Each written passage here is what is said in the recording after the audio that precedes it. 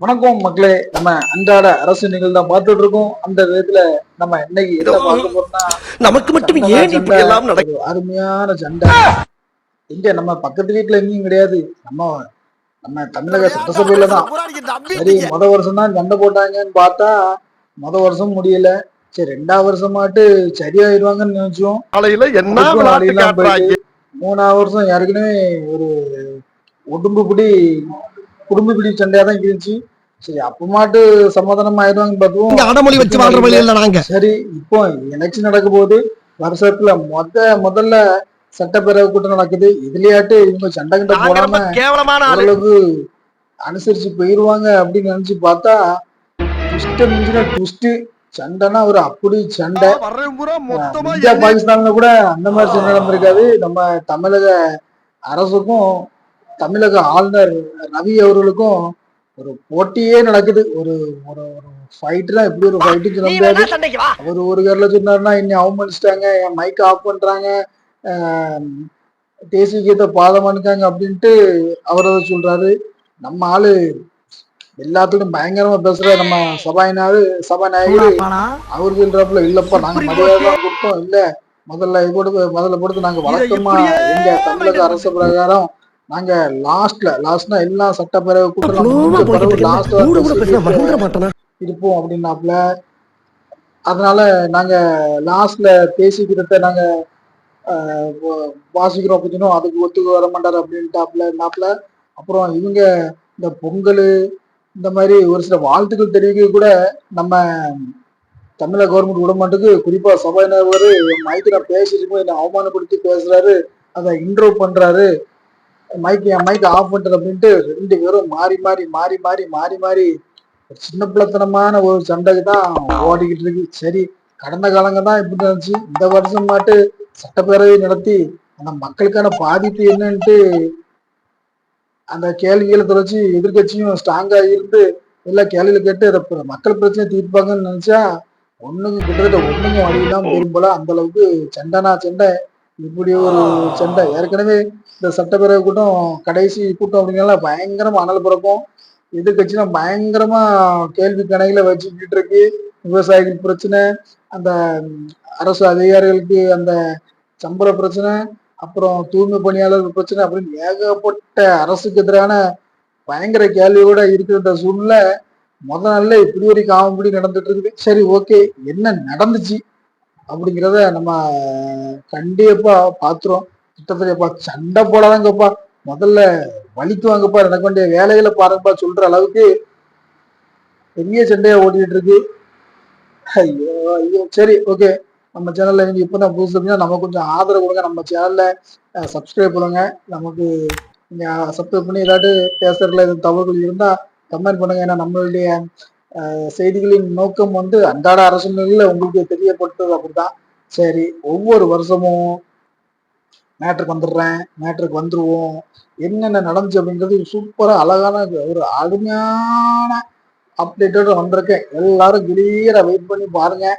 சூப்பரான ஒரு ஒவ்வொரு நிமிஷமும் எத்தனை மணிக்கு வந்தாரு, எத்தனை நிமிஷத்துல உட்கார்ந்தாரு, என்னென்ன பண்ணாருங்கிறத ஒரு அப்டேட்டோட வந்திருக்கேன். எதிர்கட்சி தலைவர் எல்லாம் சூப்பரான ஒரு அப்டேட்டோட வந்திருக்கேன்.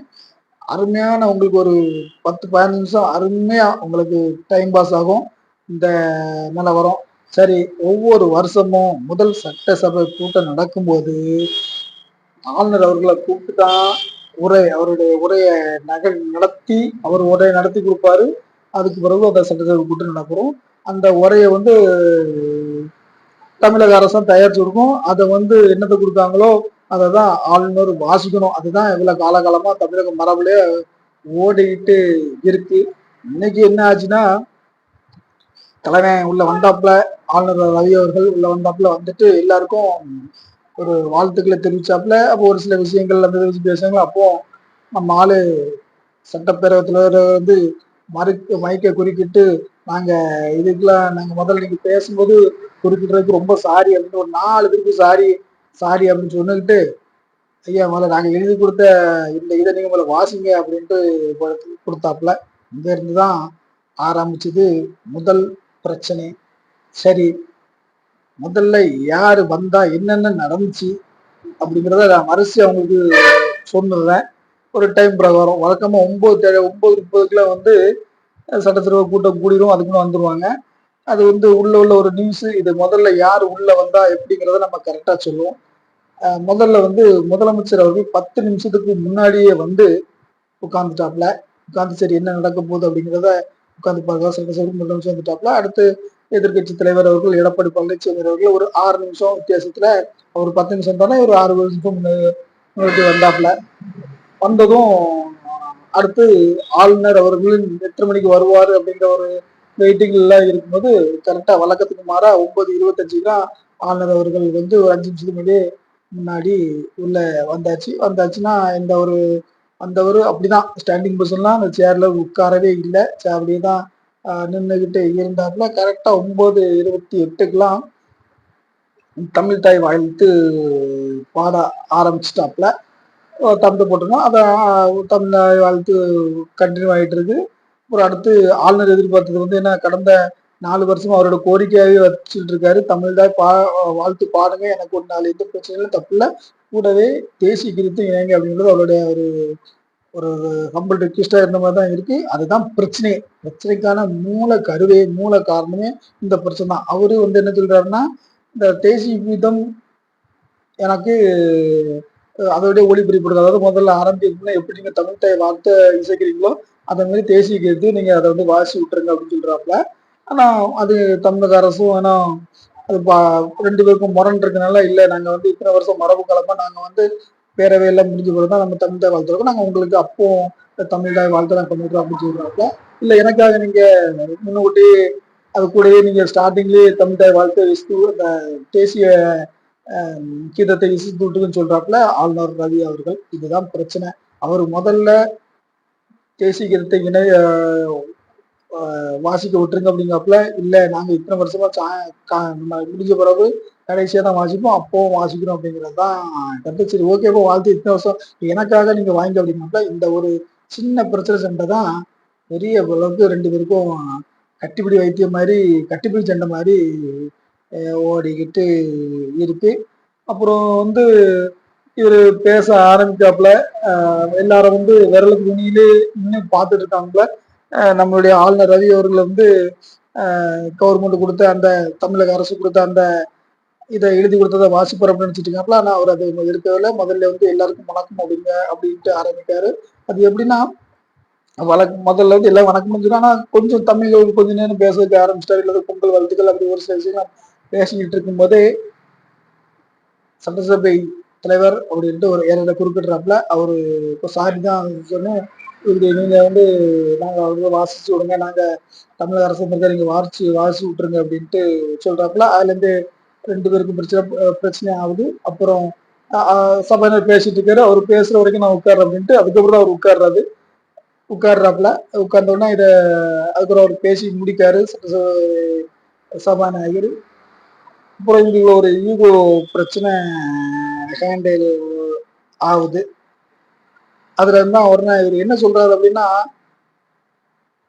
என்னை வந்து அவமானப்படுத்துறாங்க, அதாவது நான் பேசும்போது மைக் ஆஃப் பண்ணிட்டாங்க, நான் பேசும்போது குறுக்கிடுறாங்க, என்னை வந்து ஃப்ரீயா பேசுறதுக்கு சபாநாயகரோ தமிழக அரசு எனக்கு என்னை வந்து அவமானப்படுத்துறாங்க அப்படிங்கிற ஒரு குற்றச்சாட்டை வைத்தாரு. நான் 3 வருஷமா சொல்லிட்டு இருக்கேன், தமிழ் கீதத்தோட தேசிய கீதத்தையும் இசைக்கு விடுங்க அப்படின்ட்டு. அதுக்கு இவங்க வந்து இந்த வருஷம் எந்த ரெஸ்பாண்டும் கொடுக்கல, நான் ஒட்டு மொத்தத்துல அவமதிக்கப்பட்டேன் அப்படின்னு சொல்லிட்டு வெளிநடப்பு செய்யறதுக்கு கிளம்பிட்டாப்புல. வெளிநடப்பு செஞ்ச உடனே தான் திமுககாரங்க சும்மா இருந்தாங்க. ஆனா அவங்களுடைய அந்த அசிஸ்டன்ஸ், அவங்களோட சப்போர்ட் கட்சிக்காரங்க, இந்த வேல்முருகன், அப்புறம் விடுதலை சிறுத்தைகள், அப்புறம் அந்த முஸ்லிம்களுக்கெல்லாம் தமிழ் காக்கணும் அப்படின்ட்டு ஒரு ஆளுநருக்கு எதிராக கோஷங்களை போட்டு அப்படி தமிழ்நாடு மரபை காக்கணும் அப்படிங்கிற மாதிரி கோஷங்கள்லாம் போட்டு அதுல ஒரு நம்ம சீம் அவரோட ஒரு நல்ல பேர் வாங்கணும், அப்போதான் அடுத்த தேர்தலில் ஏதாட்டு சீட்டு கிட்ட தருவாங்கன்னு அவங்கள ஒரு கோஷத்தை போட்டு அப்படியே ஒரு மாதிரி இழுத்து கொண்டு போயிட்டாப்புல. அதுக்கப்புறம் தான் திமுக எம்எல்ஏலாம் ஆளுநருக்கு எதிராக சில கோஷங்கள்லாம் போட்டாப்ல. இதுல வந்து எதிர்கட்சி தலைவர் எடப்பாடி பழனிசாமி அவர்கள் அவர் சைலண்டா உட்கார்ந்து எல்லா வேடிக்கையும் பார்த்துட்டு இருந்தாப்ல. இவங்க மற்ற எதிர்கட்சிகள்லாம் அவங்க ஆளுங்கட்சிகள்லாம் எல்லா எம்எல்ஏக்கும் எழுப்பி கண்டனம் பேசும்போது இந்த நம்ம எடப்பாடி பழனிசாமி எதிர்கட்சி பொறுப்பு அப்புறம் பாமக எல்லாமே அமைதியா இருந்து உட்கார்ந்து வேடிக்கை பார்த்து இருந்தாப்புல. அவர் கிளம்புன உடனே முதலமைச்சர் அவர்கள் வந்து சில விளக்கங்களை தெரிவிச்சாப்புல. விளக்கங்கள் என்ன அப்படின்னா, நாங்க வந்து யாரையும் அவமானப்படுத்த வேண்டியதோ யாரையும் விடுபடுத்த வேண்டியது இல்லை. இந்த இத்தனை ஆண்டு காலமாக தமிழ்நாடுக்கு ஒரு மரபு இருக்கு. அந்த மரபை தான் நாங்க செயல்பட்டு சொன்னோம். ஆளுநர் இதை செயல்படுத்த முடியாது. 4 வருஷம் இதே தான் நடந்துட்டு இருக்கு அப்படின்ட்டு அவர் அரசு சார்ந்த ஒரு விளக்கங்களை கொடுத்துட்டு இருந்தாப்ப அடுத்ததாக இப்போ என்ன நடந்துட்டு இருக்குன்னா, சபாநாயகர் அவர்கள் வந்து அந்த ஆளுநருக்கு எழுதி கொடுத்த அந்த உரையை தமிழ்ல வாசிச்சுட்டு இருக்காப்புல. ஆளுநர் வாசிக்கின்றது அவர் வந்து என்ன சொன்னால இவரும் தமிழ்ல வாசித்து கொடுத்துட்டு இருக்காப்புல. அதே மாதிரி செய்தியாளர்கள் கேட்டதுக்கு நாங்க பேசும்போது மைக் ஆஃப் பண்றது, நாங்க பேசும்போது ஆளுநரோட மைக் ஆஃப் பண்றதும் ஆளுநர் பேசி முடிச்சோடனே எங்க மைக் ஆன் பண்றது அது வந்து ஒரு யதார்த்தமானதுதான். அதுல ஒன்றும் பிரச்சனை இல்லை அப்படிங்கிற மாதிரி ஒரு இருக்கு. ஒட்டு மொத்தத்துல சின்ன பிள்ளை சண்டை மாதிரி தமிழக சட்டசபையில கடந்த 4 வருஷ காலங்களா நடந்துட்டு இருக்கு. அதுதான் இப்பவும் நடந்துட்டு இருக்கு. சும்மா இருக்கடா வெளியே போய் சண்டை போடுங்கடா அப்படின்னு சொல்ற அளவுக்கு அந்த